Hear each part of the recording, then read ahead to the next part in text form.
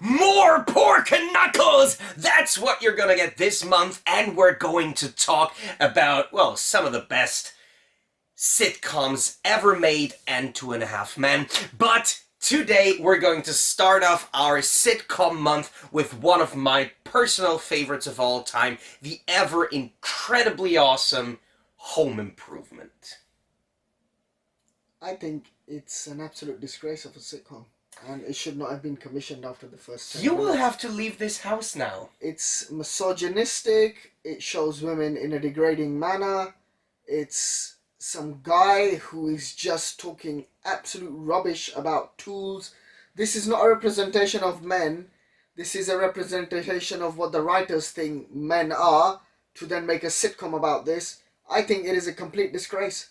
I think the fact that this character Tim Allen plays is even consistently saying to his wife, I make enough money so you shouldn't get a job, and the wife is trying to explain to him that the point is not about the money, the point is to get a job. It's just poor storyline. It's not funny at all. I like the kids are fine, but to consistently just talk about American football, women are stupid, men are smart, tools. No one cares what the name of the screwdriver is. Just get a screwdriver, get a screw, put it in a table, job done. This is just such a boring premise. Unbelievable how it got commissioned after the first 10 minutes of the pilot. I don't understand. I really thought it would have stopped there. I have watched the later parts when I was growing up, and it was not as bad as the pilot. The first 3 episodes are horrendous. They are just really, really bad. When the guy was talking about testosterone, I'm just like, this is meant to be a family sitcom, and a man is saying, I have testosterone, that's how I can fix the dishwasher. Just like, what are you talking? This is not funny. It's just rubbish. Absolute rubbish. I have never seen such terrible writing in my life. It's horrendous. I don't think this would be commissioned in nowadays. It would straight away be thrown out. Certainly, and that's why it's so good that it exists. Honestly, I gotta say, I've watched Home Improvement is a sitcom that followed me, well, throughout my entire life. I think I was 8 or something when the first season premiered here in Austria. And the thing that I think my kind colleague did not understand is the same fact that we have oftentimes when review boards assess films and give films ratings or deny ratings. And I've heard arguments like saying, yeah, but people in this film, they do this and that, and they torture people, and they do this. And the only thing I can think of when I hear this is, yes, but they are the villains. They are the bad guys. And this is the same thing. Tim Allen's character's not the bad guy. Wait. That's the same thing that I just thought of when I heard your assessment of Home Improvement. Yes, Tim Allen's character, Tim Taylor, is maybe a misogynistic craphead filled with testosterone, but the thing is, he is a parody of himself. He says, I have the best testosterone so I can repair the dishwasher. Then he does some then he gets the tools, and then the crap blows up. Sure. Showing that he is a moron. But showing that, however, doesn't mean you can allow a character to speak to women like this on TV. You can. You cannot. Of course you can. Kids will grow up watching this. No, of course. Well, they won't, because it's rubbish. Of course you can, because you fix the character's intentions. You show that what this character says is wrong. They won't understand the symbolism, intention, or idealism or whatever. I was 8, and I speak to women like this on camera. I was 8 when I watched the show, and I got the fact that Tim Allen is an idiot. Tim Taylor, is an idiot, and Jill is the smarter person. Yeah, this is so obvious. Come on, absolute rubbish. I really watched it. After the 10 minutes, I only watched it because you told me to watch it and do this movie, this review. But yeah, it was completely painful to watch. It was so bad. It was just a terrible, terrible program. There was no emotional side shown whatsoever in this. This is This well, it's but pointless. I think this is a problem that many pilots have. They have basically all the characters, all the locations, all of this that is then used in 20-minute intervals, Sure. and you maybe have 5 out of the 10 characters in 2 out of the 7 sets normally in an episode, but when you have the pilot, you need to cram everything in there. You need to set up every single character, and of course maybe certain things get overlooked or are overly simplistic, because I don't think that Tim Allen's character, why do I always keep calling him Tim Allen, is a misogynistic asshole. I don't think that he is mean-spirited. He just is of the opinion that he is better. Rugby lad, yeah, like jock. That's just a crap opinion. yes, of It's course, a yeah, that misogynistic he's opinion. better than anyone else. But in the end, I Never loved. mind, I should fix it. I loved Al Borland. I loved the jokes about Al Borland's mother. I loved basically most of the show until the final, let's say, 2 seasons, when it got a bit boring and repetitive. That's the only criticism I would allow for Home Improvement. It gets a bit repetitive. It's all about a guy. But I owning a love, tool shop. yes, No one cares. I love how he screws up every repair, every show. How the only thing that I was wondering is, how does he keep having this show if he destroys everything? But yeah, I was also wondering that after the first 10 minutes, how does he keep having the show? I love it. Also, But the neighbor, the thing yes, that picked Earl me off, Hindman was he was so apparently amazing. shown as the voice of wisdom. Yes, But I've seen that in later seasons and this particular 3 episodes. These 3 episodes are very different to the later seasons because they had to tone down this testosterone nonsense.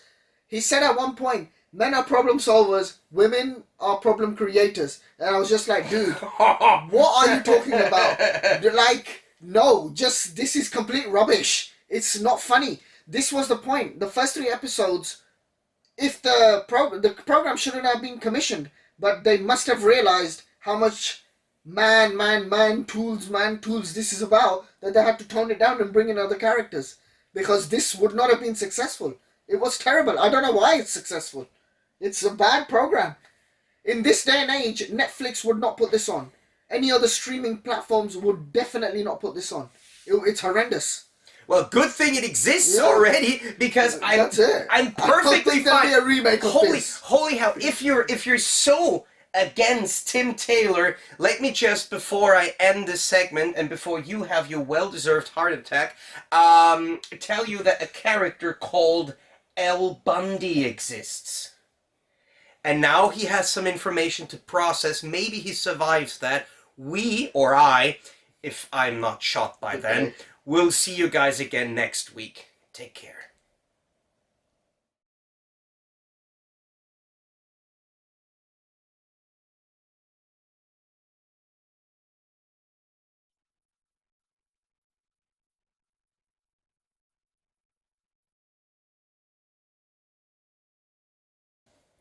It's sitcom month at the Pork and Knuckles show and Friends, right? Friends. This is it's one of the few sitcoms where they establish an emotional connection with the audience in the pilot episode. Go. I'm actually surprised you're still alive after what you did. I'm here surprised you haven't been shot after your Bollywood movie last week. but do continue. So I have to completely reverse the roles now, because Home Improvement was the sitcom that I apparently followed and loved It growing was up. horrendous. Apart from The Nanny, King of Queens, and then later, I won't spoil that. But I have, up until yesterday, never seen a single episode of Friends. Don't ask me why, but on Austrian TV, I'd rather catch Dharma and Greg than I had the chance to watch Friends. So I never watched it, and I only watched, such as we planned, the first 3 episodes, and I thought they were fine. Yeah, they were fine. They weren't. This was it. I think it was one of the programs where the first episode established the characters. Joey, you can, if you ever see all the 10 seasons, Joey gets dumber and dumber. They dumb down Joey and they smarten up Rachel. Cool.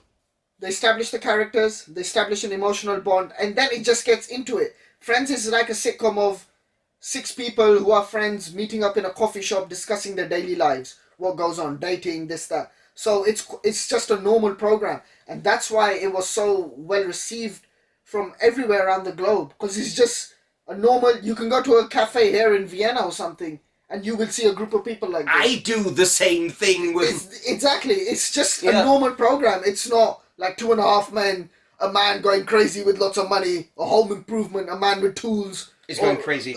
It's going crazy. It's just a group of friends having their day-to-day lives. And I think that is why it's such a great program, because it's a normal program, the audiences are normal, and they can relate to it. And it's brilliant. And that... That's the brilliance of it. Actually, you have perfectly summed up why I wasn't immediately caught by the program. Yeah. It's way too little aggressive for me. The humor is just too normal. It was definitely well written, even though I thought the first episodes do have their contrivances, they do have their forced plot points, because it's 6 friends, it's 6 friends characters that they have to establish in the first 20 minutes. That takes some time, and I think they do it quite well. They do it well. Like, everyone has one joke, and that kind of humor sticks with them throughout the whole 10 seasons, 8 seasons, or whatever. So that is cool. Like, Chandler always be like, can you be any more better? Or Phoebe always making these spacey, weird jokes. That stays with the characters. And that's quite cool. Joey's jokes become less smarter. So that is one thing that changed a little bit from the pilot. Maybe they realize it works better than a macho, good-looking guy who's not so smart fits in better with the audience. I don't know, but the thing is, the question that I asked myself is, after seeing these 3 episodes, would I want to continue watching this? And I felt like, no. Actually, no. It's just, for me, it's just not funny enough, not fast enough, not crude enough.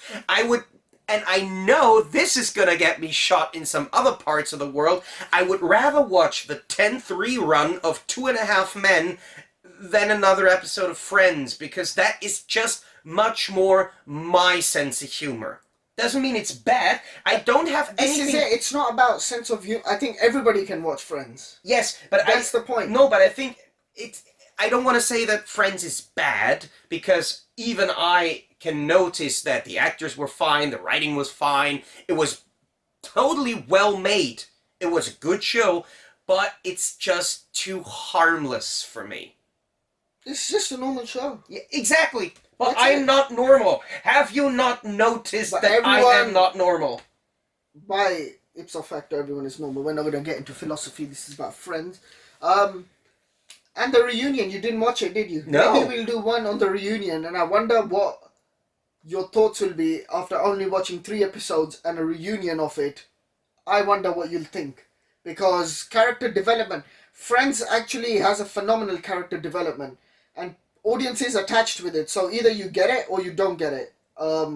If you attach with it emotionally, you connect, you'll watch Friends. If you don't, you won't watch Friends. And yeah, it's a light-hearted, brilliant program. That's it. It's harmless. But I have to say, I think, maybe it's Friends, 1996 or something. They established this trend of now introducing lesbian or gay couples into sitcoms. And that, I think, is kind of cool, because it's bringing lesbian and gay couples, LGBTQI community, into a positive spotlight. And that was cool.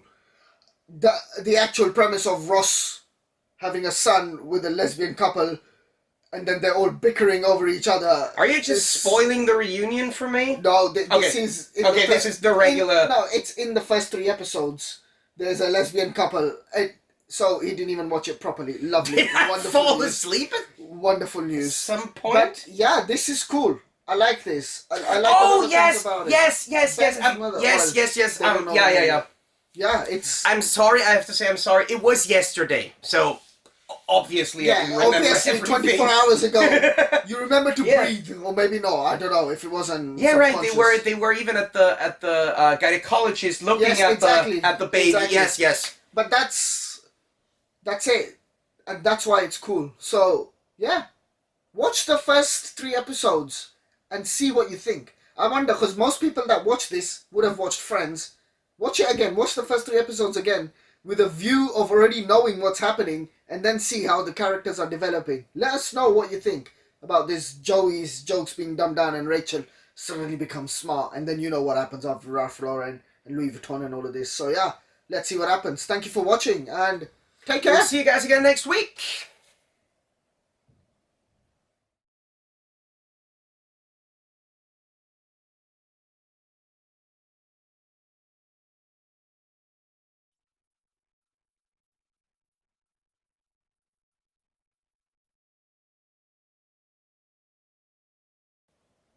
Hello and welcome to the Pork and Knuckle Show, and today you get your rocks on.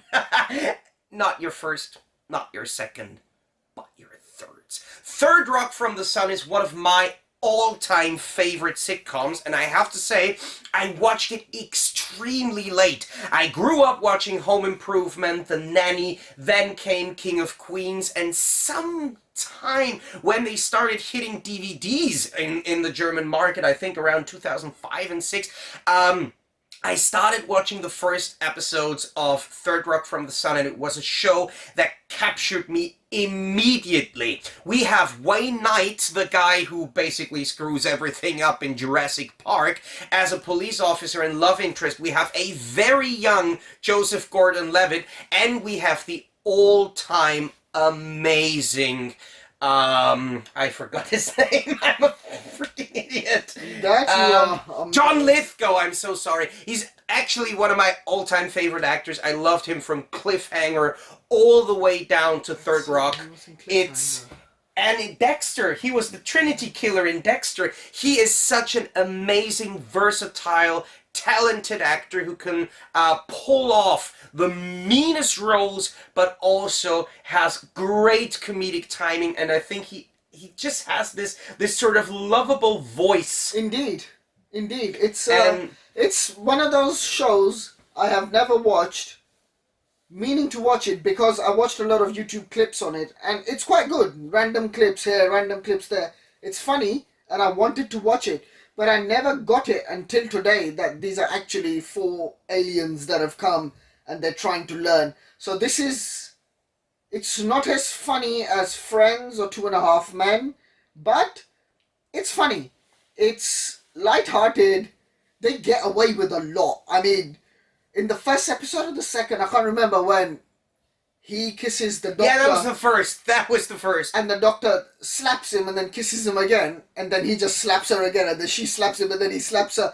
But it's so brilliant that it is completely equal. Like, as an audience, this is why it's funny. There is no propaganda or intention or anything behind it. It's just equal slapping each other. It's funny. And then when he's leaving a party and the woman's like, "Thank you for coming," he kisses her and then slaps her. Yeah, it's like the most madness. literal interpretation of the word slapstick. It really is. I mean, okay, I don't like the fact that women get slapped, but she did slap him as well. So but when you look at the character and know that he's an alien who just went to Earth from a foreign planet, and she kisses him, then slaps him, of course he is going to think that is the normal behavior and pick that up. He learned from that, and in this day and age, they would be like, if a woman wears heels to get taller or just try and stand around here, then a man would do the same. Maybe they would portray it this way instead of slapping a woman or a man. It's a bit too weird now in today's day. I don't think that this show again would be made today because that sexual jokes. Sally's character, the jokes are quite basically her main joke in the first episode is, "Wow, I have boobs." Yeah. And that was so amazing, and because they made an episode out of the point of having boobs. Like, because she also has such an incredible, smoky, raunchy voice, whiskey flavored voice that I love so much. What I also love is French Stewart as Harry. He is, in my opinion, one of the all-time greatest talented comedic actors. He has such great timing. Wait, but is he the one who has said the voice of Squidward from yes, SpongeBob? exactly. Harry. Harry. Watch both and then compare the voices. But They're exactly the same. He is getting better with the next seasons. Yes, he was very inexperienced when he came on, and so sad because I would put him up there with Jim Carrey and Jerry Lewis as comedic his comedy actors. was good. But he never had the chance. He plays the idiot role. Yeah, and yeah, fine. But he has such a great body movement. His facial expressions was good, I think. And of course, the young Joseph. Yeah, you see, he was bad actually in the first episode. He's 14 years old, and he's been portrayed as some puberty going through age kid, teenager kid, whatever you want to call him at that age, going around chasing women. I think if they made him 16, this would have been slightly better and set a better example, because 14 is a bit too young to have that character playing that role, if that makes sense. A character at the age of 14 wouldn't go to a girl, let's go out in your parents' room and make out. But he was doing it. 16 would have been okay. But he's an alien, and I think this is what the brilliance of the writing. They should have just made his age 16. No, the thing is, to the writers. No, but I think it's good, because if they would have made that decision, but then if a 14-year-old watches this, then it's not good. Because you're not encouraging that. Yeah, but then you wouldn't complain about, and it's something that should strike the image of, this is odd, this does not belong, this is some alien behavior. And I think this is what's alien good. Behavior trying to normalize. It's weird. Yeah. I think a little bit. It's nice. It's not a bad program. I will watch it. I think I'll continue watching it because I want to see what season 2, 3 and how they develop. I think I will start watching it again, because also Mary Albright is a great love interest and a great female lead in the show. Really excellent. What I love, this one scene. Actually, she's my favorite character out of all of them.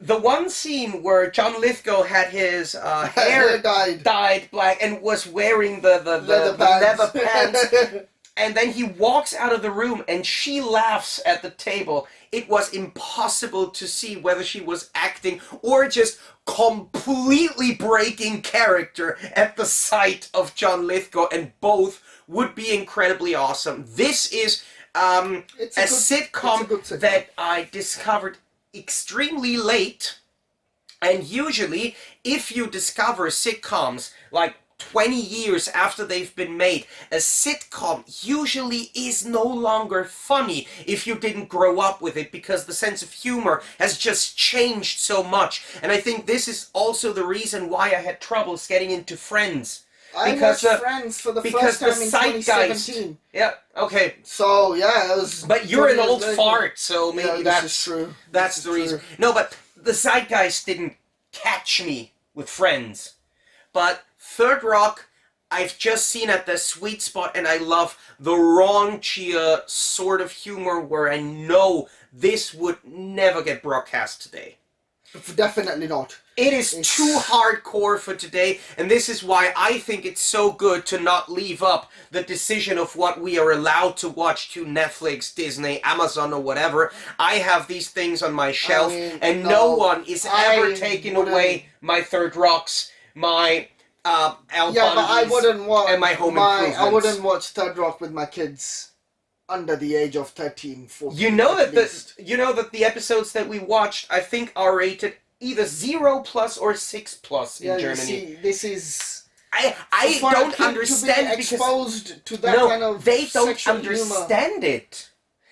Yeah, but at the age of 10, 11, 12, in closing, I have to spoil one of my all-time favorite jokes from the show. In the later seasons, of course, Harry, as Dr. Solomon, has a rival author and physicist, of course, and he throws a party, a book release party, and John Lithgow wants to destroy the party, and he storms in and says, like, he's a forger, this book is plagiarized, every word that he has written has been published before. Have you guys read the dictionary? And this, I think, is some Thank you for amazing watching. joke. Good day. You're not that impressed, are you?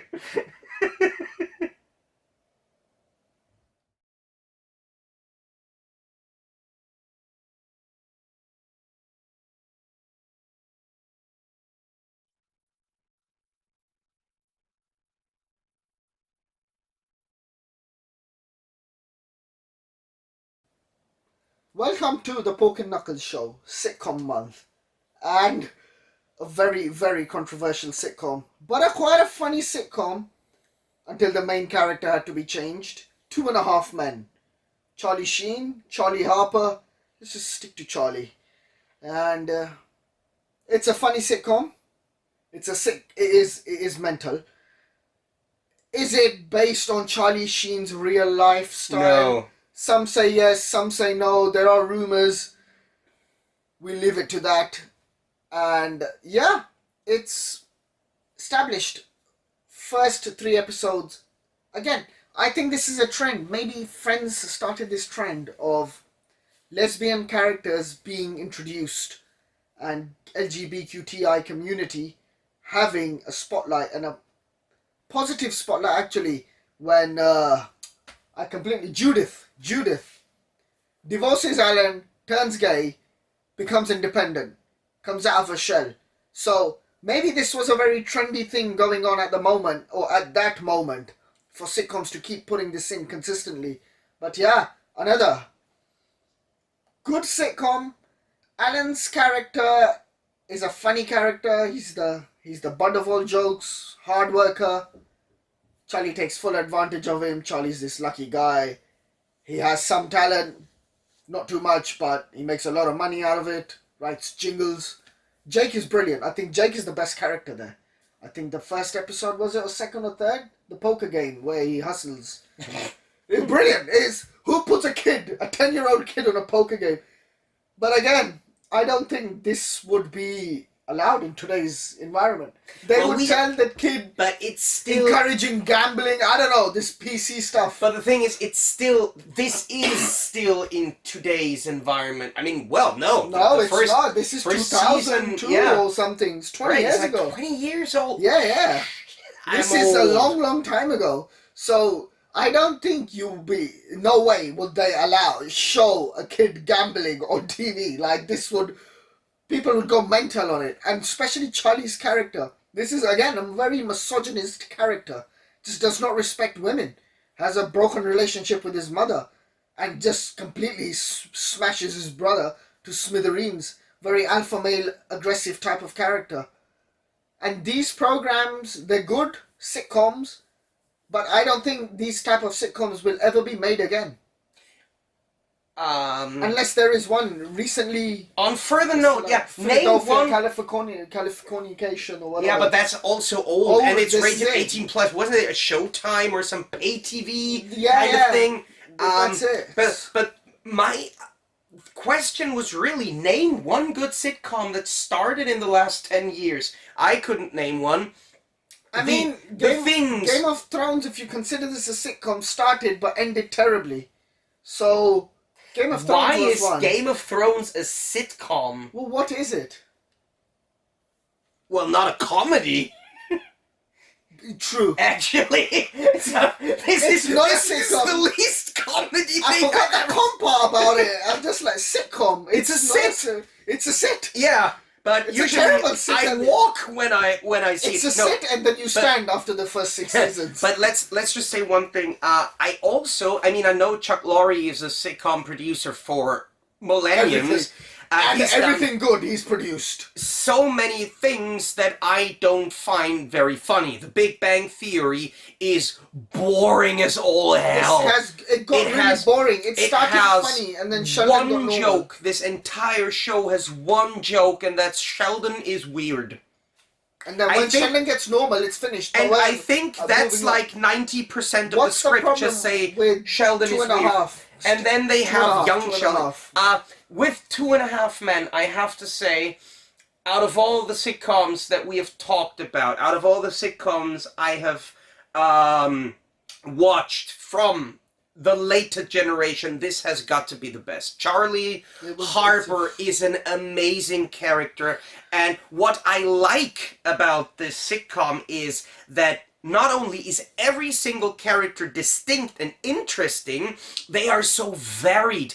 And my two favorite characters, one is someone who does not get enough credit as an actor, and that's Ryan Stiles as Herb. He doesn't appear until later in the series, but Ryan Stiles is such a great comedic performer. If you ever see him perform on Whose Line Is It Anyways, you are going to wet your pants, believe me. Yes. And of course, the second best character actually in all of sitcom history has got to be Bertha.